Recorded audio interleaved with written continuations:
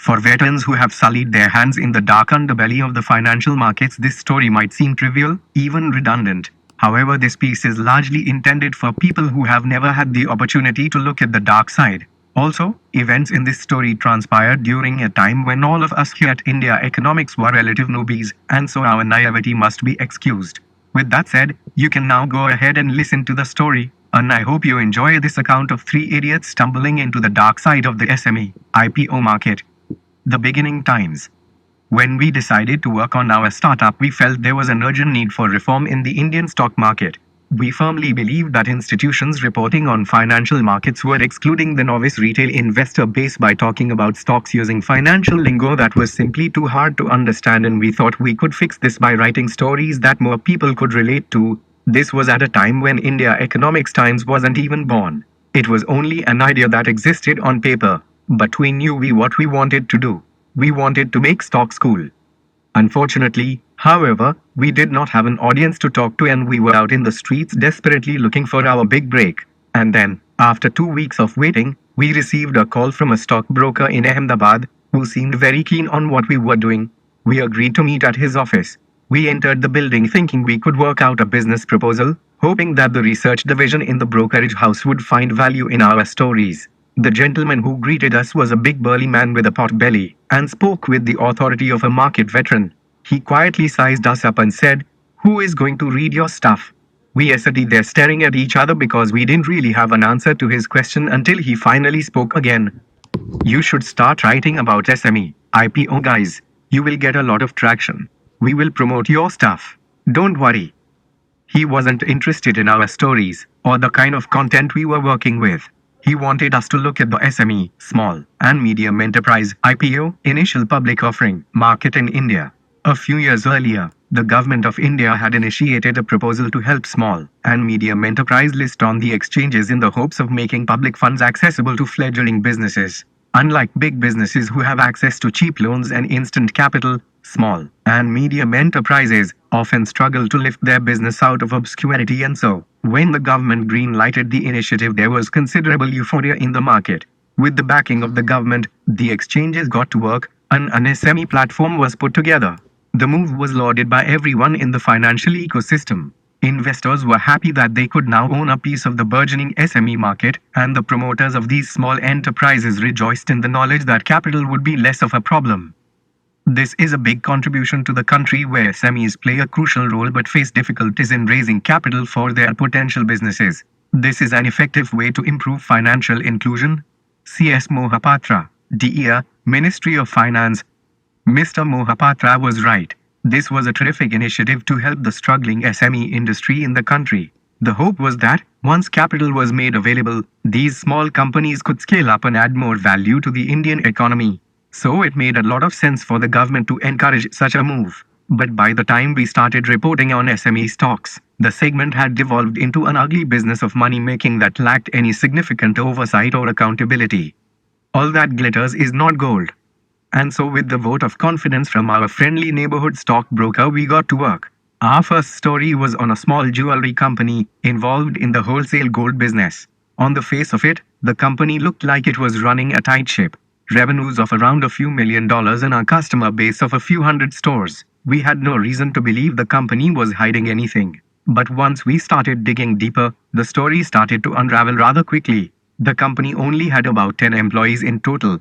The CFO of the company had been working as a cashier in another jewelry company only a few months before listing. One of the full-time directors of the company responsible for administration was still in graduate school and was only 20 years old.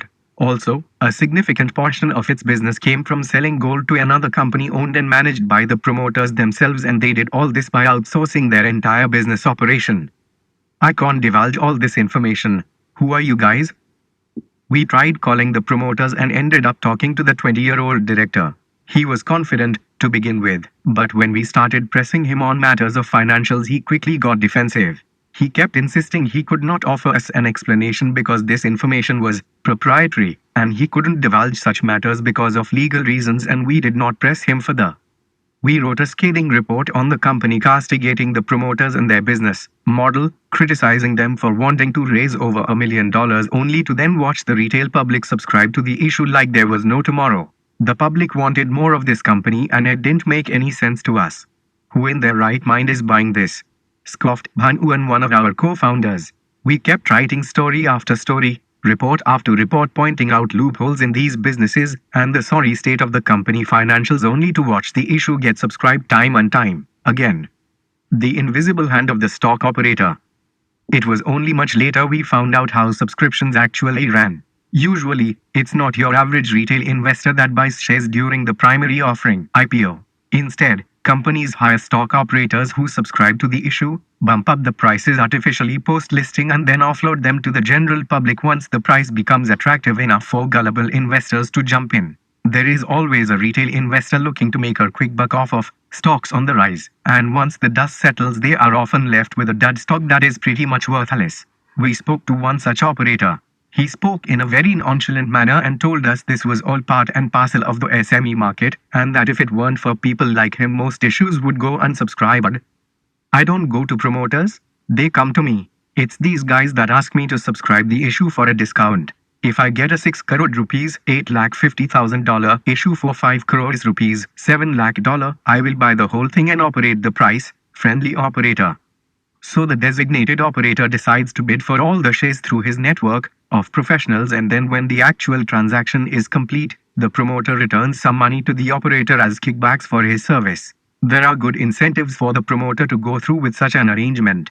If the issue isn't subscribed fully, the exchange will drop the listing, return all the money raised, and the promoter will end up losing a considerable sum of money spent in trying to list his company in the first place. So if an operator will bear the burden of ensuring a complete subscription, the promoter will gladly comply. Once the listing is complete, the operator will bide his time, ramp up the prices and offloads his shares to the retail public. This is one way you could get an issue subscribed. Along the way, we've covered many SME companies, but perhaps one of the most egregious cases cropped up when a certain film distributor wanted to raise over $1 million for his company with a combined financial track record of a mere 11 days. To put that into context, you could theoretically start a business today, infuse some capital, mostly cash, and raise over $1 million from the public in just under 2 weeks, once you have the red herring prospectus approved. The red herring prospectus times is a document submitted by a company issuer as part of a public offering of securities, shares.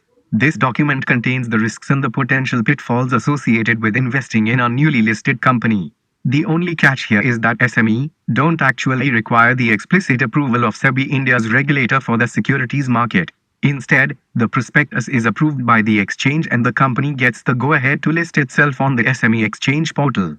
Although the rules for listing have since changed, exchanges don't often flag objections because of an inherent conflict of interest. Exchanges make money when companies go public, and so there is little incentive for exchanges to play spoilsport, except when it thinks the regulator could step in. When we met an insider from one of the exchanges and quizzed him about this matter, he simply said, "Nobody reads the RHP red herring prospectus for these SME, not the investors, not even the promoter." Laughs times by. Despite the slew of negative stories we've published on SME, there were a couple of companies that offered some hope. One shipping company, in particular, had a lot going for it. When we found discrepancies in the balance sheet and called the compliance officer, the CFO personally assured us that the erroneous figure was a misprint and offered us an elaborate explanation of the company's financials. It was in the government's interest to promote companies like these when the proposal for an SME stock platform was initiated. It is quite unfortunate that it's being hijacked by greedy promoters and fringe financial institutions that are looking to profiteer off of SME by duping the public and getting away with millions scot-free. Our hope is that both the exchange and SEBI look into this matter with intent and focus on getting more credible companies on board, instead of letting a few bad apples rule the roster. The lax compliance standards for SME were put in place to make the listing process hassle-free. However, it is quintessential to balance this act to prevent sham companies uproot the integrity of the entire industry. A thorough evaluation of compliance standards for SME listings could go a long way in promoting the interests of both SMS and the Indian retail investor. Thanks for watching this video. Be a part of our ever-growing community. Please like, share, comment this video. Press the bell icon to get instant updates from our channel.